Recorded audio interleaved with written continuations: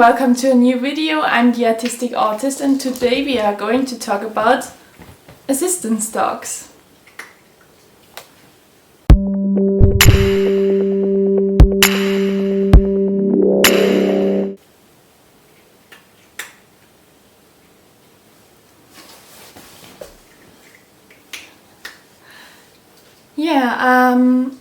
Before I got my assistance dog, I had specific expectations, and I thought of beautiful moments that we are going to have and how great everything will be.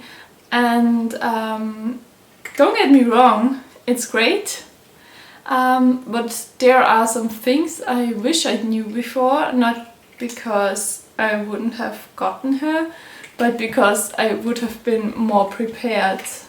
So if you are thinking of getting an assistance dog, this video might help you. I will be totally honest about what you're going to get, what to expect basically, and hey.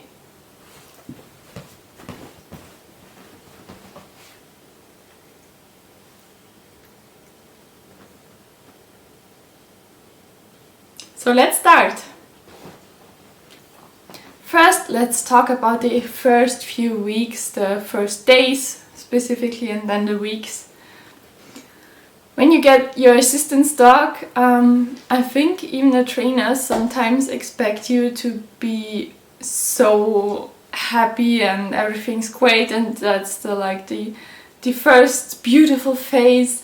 But I know other autistic people who got an assistance dog, and I know me and my experience, and I can tell you that I was so overwhelmed. I was like,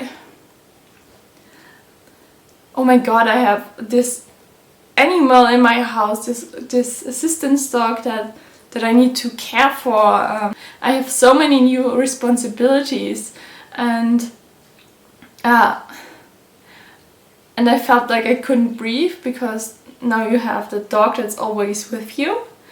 And even though I was so happy and excited, that phase was hard. So I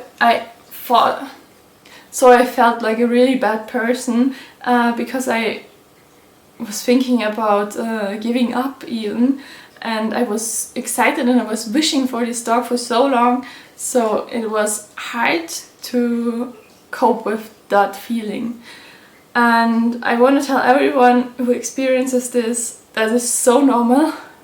I talked to other autistic people with assistance dogs, and they all told me the same. They all had that in the beginning. It's not the happiest phase. It's really rough because we have problems with changes, and there's new being in our world, and that's a lot of change.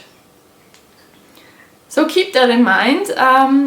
Prepare food and things you are very comfortable with, and situations where you're very comfortable with, and atmospheres where you're really comfortable, and plan what you're going to do, so things run on autopilot while you are trying to get to know this new being in your world. I didn't really do that, and I had trouble the first few days, and the first week was really exhausting. The great thing though is that dogs start to adapt to the human. So I was sleeping a lot and she didn't care, she just slept next to me. And that was the first thing that helped me connect. So let's talk about the first month. You're going to experience those great moments where you see why you wanted an assistance dog, but you're also going to experience moments where you're so exhausted that you don't think you are the right person for a dog, for an assistance dog especially. There's this training and there's this connection. There are situations in public where you have to defend yourself, and great situations in public. It's everything at once. you're still getting to know your assistance dog, and now you have these experiences in the outside in this world, and that can be overwhelming. As I said, first few weeks overwhelming,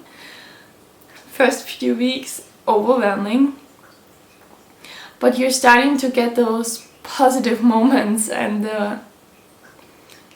you start to really connect with your dog. Don't worry if the first month you have troubles with connection. I was slow with that too. I had moments where I was so in love with him, and then I had moments where I was feeling like I wasn't the right person.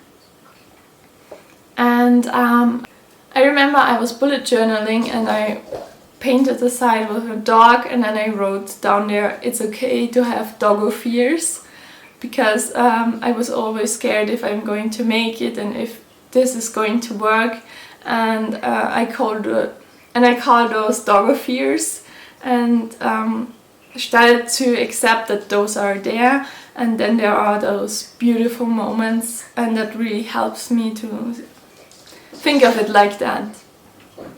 Doesn't matter how long it takes you are getting into that groove, and you know your dog, and you start to feel those great moments, and why you wanted an assistance dog, and you get to know yourself and get to know this new cycle and this new life, how it's built, and what are the compromises you make, and how can you make it good for you and your dog.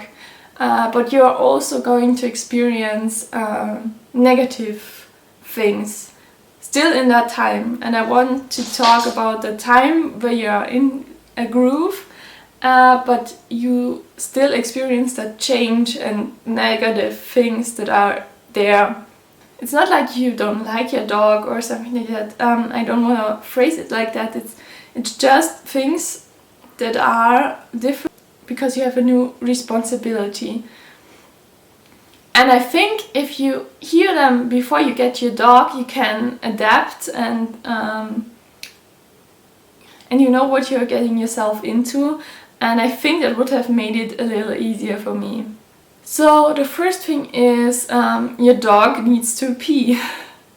And your dog can't hold pee for like forever. So if you're going to sleep, there's a certain time that your dog is going to hold his pee, and a time where he really needs to go to the toilets outside. If you have a garden, that's amazing. You can open the door and be like, go pee, and sleep for like 10 hours or whatever you need. But if you don't have a garden, you're going to need to incorporate walks that you do, in my case, between sleeping phases. I really need a lot of sleep, and she doesn't care about the sleep stuff. Dogs sleep a lot more than we do, so she needs breaks for that. And during your day, she also needs to go, obviously. So you need to keep in mind how long since we had our walk, and when can we do another walk, and has she went peeing and pooping, and just keeping in mind when she would have needed to empty her whole bowel system in order to make it through the next hours or make it through the night, because no one wants surprises. I'm not gonna lie, I had those surprises I think 2 times. It was a learning process to figure out what I need to do. In my case, the problem was that the walk was too small, and so she didn't really started that poo process, basically. I prolonged our walks, and now I don't have that problem anymore. I also started to put on a timer at night for the hours she comfortably can hold her pee. And after that we are going to make a walk, and then if I still need sleep, I go to bed again. So those are the new rituals you need to incorporate if you have a dog since he's a baby, then you get to know those things and you create those things with the dog. But if you get an assistance dog at a certain age and she was trained by a trainer, then I would highly recommend asking the rituals they do and how many times she can hold pee and poo comfortably. If you prepare for that and maybe start going for a walk beforehand, so you have the ritual kind of already in your mind, then I think this phase would have been easier. Another thing is that if you are very comfortable with your dog and you know your right, so in Austria you have the right to go with your dog everywhere, where basically you can go with your shoes. I know that's different in America, where I think you wear the shoes in your whole time in the house. We don't do that here, but it's like everywhere you go with your street shoes, where like a supermarket, for example, everywhere where there's the hygiene that can cope with a dog in there, you can be with your dog. If you, for example, go into a supermarket and they tell you to leave with your dog, that is discrimination.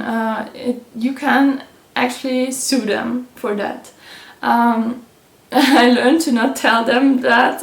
I tried to tell that to people in order to like stop the discussion and keep my peace, but I figured out that that's the reaction is quite harsh, and it doesn't give off what I wanted to give off. It seems too harsh for people, even if you just want to be honest. I actually made myself some like cards, not cards, but like piece of paper, like a flyer, I don't know what it's called in English, like just something that I can give people if they ask me about my dog. Why do you have a dog? What does she do for yourself? Why do you need it? Whatever. They have so many questions. I just hand them the flyer and they are happy. So that's something I did in order to make that easier for me. Yeah, so that's a thing, and you will have situations where they are not understanding, and for me that's a point where I say no, that's my right. I can be here, and for now that worked out, and I was everywhere I wanted to in the end. But there are also situations where it's not a public space where everything goes. Where it's not public, where it's not a public space where everyone is allowed, but like a party or an event like sports, yoga, whatever, where they say that, for example, someone that is scared of dogs, there are things you're not going to make. There are things where you're not going to be able to participate with your dog as you've been before. Maybe so those spaces that are... Something just bumped onto my door and it's at night and I don't know what that was. I hope it was the cat that went inside. Yes, she's running from there. Oh, thank God. I'm talking about like those semi-public spaces, like a community where it's too much, like too loud, or too many people running around, where they don't want a dog or they don't feel comfortable with a dog.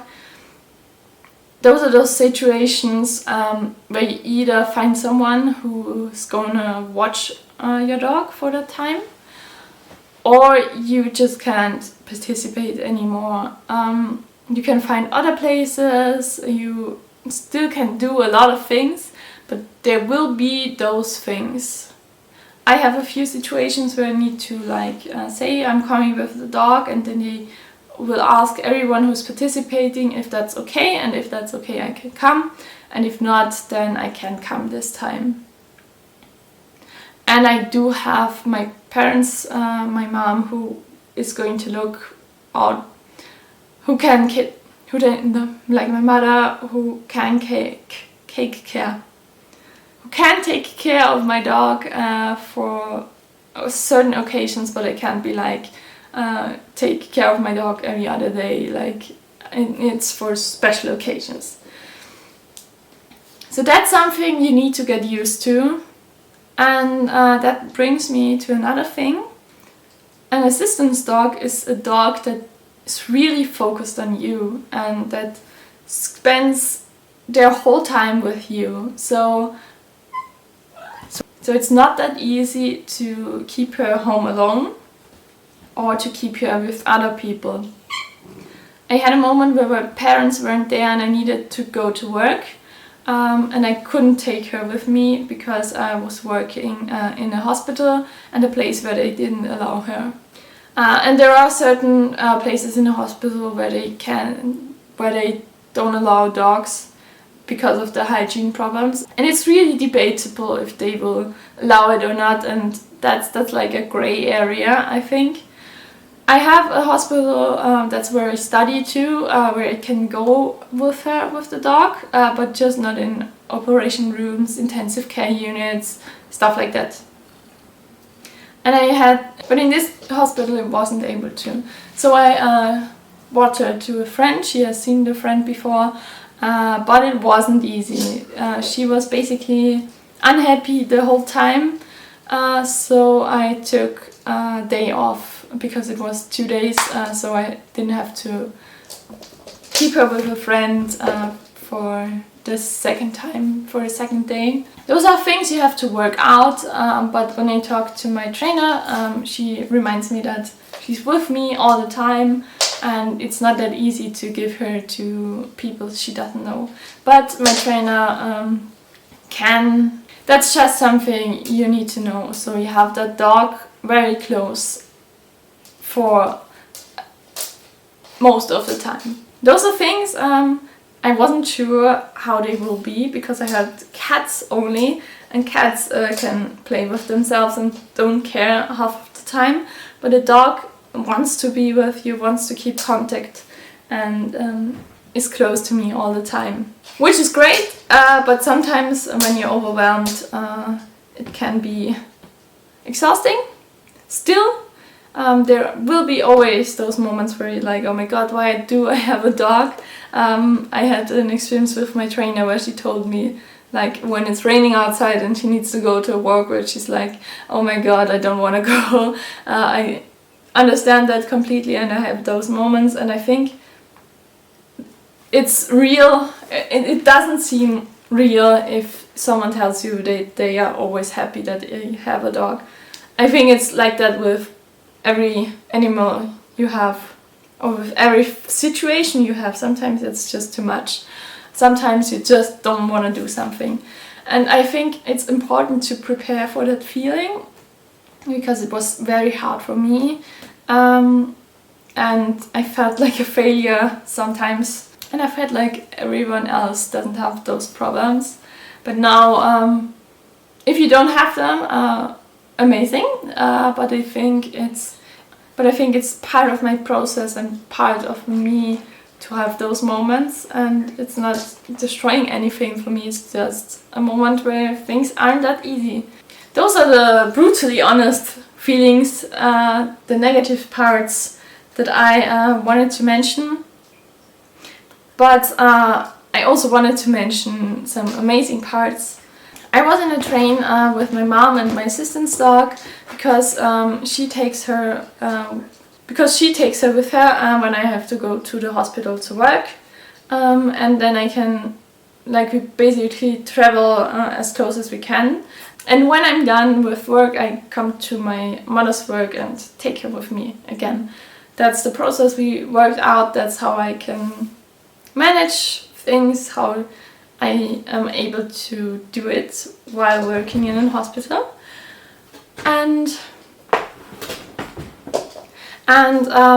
suddenly I wasn't feeling that great, so I wasn't sure what I'm going to do about it. I was going to work. I was like, I don't want to be sick again because I was sick the week before and I didn't want to look suspicious, but with chronic diseases you can't sometimes. And I tried to walk to the toilet and thought about and felt like maybe I need fresh air or whatever, but we were in this train and I walked downstairs because we were in the upper part of the train, and I basically kind of collapsed there. And my dog was with my mother, and suddenly my dog started to get really hyper, like she wanted to go to me. My mom was confused at first, but then she ran with her to me and she realized that I was really sick there, and so that's like the moment where you realize how closely they care for you and how they watch for you and they want to be there for you. And it was amazing help. I got some medicine, I spent that day at home, so don't forget that if you're really sick, go home, take care of yourself, you're gonna get better that way. And I know some doctors tell me that that's not gonna work out if I'm a doctor. I'm the one who's proving them wrong, because I don't think I've never seen someone who was able to get better just by going to work. You need to take some time off because your feelings, your psyche is connected to the rest of the body, and you need a break. Your body needs a break, your mind needs a break if you're sick. And trust me, it's just going to get worse. I've seen a lot of people dragging sicknesses with them, especially doctors who took some time off and it wasn't enough, and then they came back and they got sick again. So yeah, that's what I wanted to put out there.